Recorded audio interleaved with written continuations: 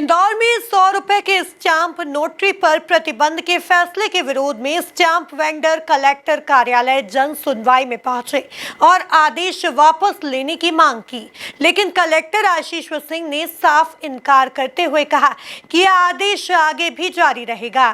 देखिए एक खास रिपोर्ट। इंदौर कलेक्टर आशीष सिंह के द्वारा जिले में 100 रुपए के स्टाम्प पर प्रॉपर्टी खरीदी और बिक्री के लिए होने वाली नोटरी पर प्रतिबंध लगाया हुआ है। ऐसे में अब नोटरी स्टाम्प वेंडर इस आदेश का विरोध कर रहे हैं।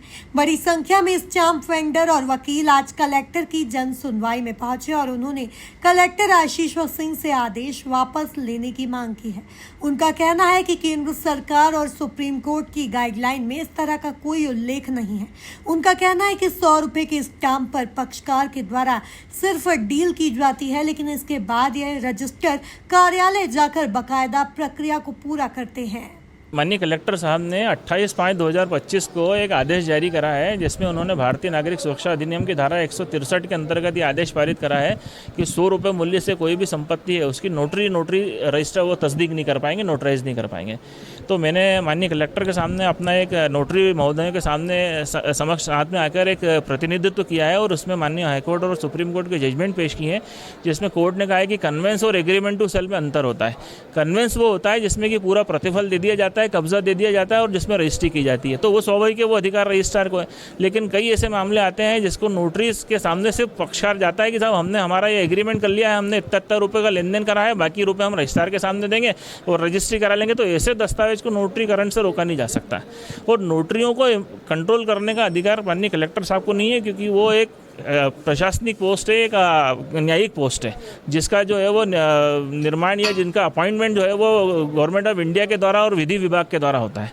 ऐसी स्थिति में माननीय कलेक्टर साहब द्वारा जो आदेश पारित किया गया है वो मेरे हिसाब से वो गलत है। हमने उसको चुनौती देने के लिए आज निवेदन करा है और माननीय कलेक्टर साहब ने हमको आश्वासन दिया है कि आप दोनों तरह के फॉर्मेट लेकर उपस्थित हो जाएं कि एग्रीमेंट टू सेल क्या होता है और कन्वेंस क्या होता है।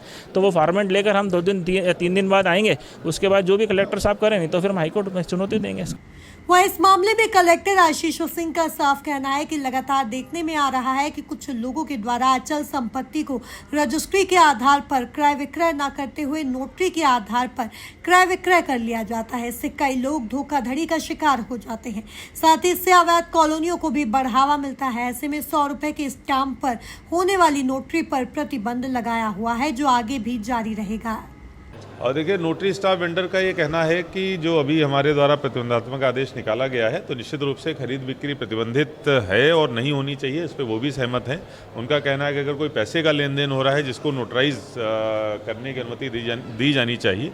इस संबंध में जो भी नियम कानून होंगे उनको करके हम करेंगे। फिलहाल जल्द ही स्टाम्प वेंडर एक बार फिर से कलेक्टर आशीष सिंह से मुलाकात करेंगे। अगर इसके बाद भी कोई निराकरण नहीं निकलेगा तो उन्होंने हाईकोर्ट तक इस मामले को ले जाने की चेतावनी भी दी है। Bureau report, MP news, Indore.